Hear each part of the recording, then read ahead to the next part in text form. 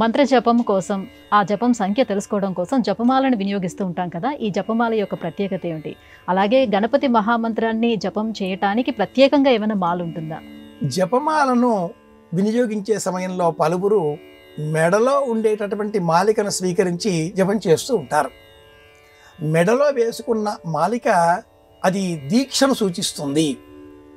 జపం నిమిత్తం వినియోగించేటటువంటి జపమాలిక గోముఖం అనేటటువంటి సంచి చిన్నపాటిది ఇలా ఎల్ ఆకారంలో ఉంటుంది, అందులో ఉంచాలి.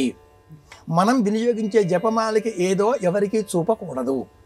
సంఖ్య ఎంత మేరకు జరుపుతున్నాం అనేది కూడా ఎవరికీ తెలియకూడదు. మేరు వరకు వస్తుంది, మేరు తాకగానే స్పర్శ మాలికను తిప్పివేస్తాం, మళ్ళీ జపం చేస్తూ ఉంటాం. జపం చేసే సమయంలో ఆ మణి పూస అంటారు కదా, మణి మన వైపున వేసుకుంటే బయట ఉండేటటువంటి ఆకర్షణ లేదా మన కోరిక సంకల్పాలకు సంబంధించిన అంశం మనం మనలోనికి స్వీకరిస్తున్నాం, పరమాత్మ శక్తిని స్వీకరిస్తున్నాం, ఇది అర్థం. మొదట చేసేటటువంటి మొట్టమొదటి జపమాలిక ఆ మణి బయటకు వేసేలాగా ఉండాలి.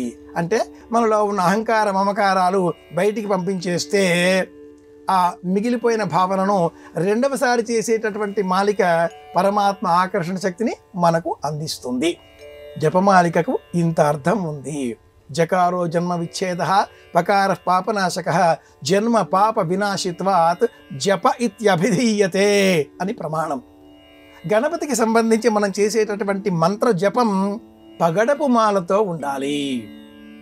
పగడపు మాల లేదా పగడం ముత్యం కలిపినటువంటి తావళం అంటారు. ఆ తావళంతో జపమాలికను స్వీకరించి సిద్ధం చేసి గణపతి మహామంత్రాన్ని సాధన చేసినట్లయితే గణపతి సులభంగా అనుగ్రహిస్తాడు.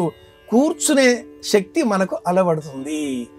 గణపతికి సంబంధించిన మంత్రం విషయంలో సాధన చేసే క్రమంలో జపమాలిక పగడపు మాలిక, అలాగే మెడలో వేసుకునే జపమాలిక వేరు, జపం నిమిత్తం వినియోగించే జపమాలిక వేరు.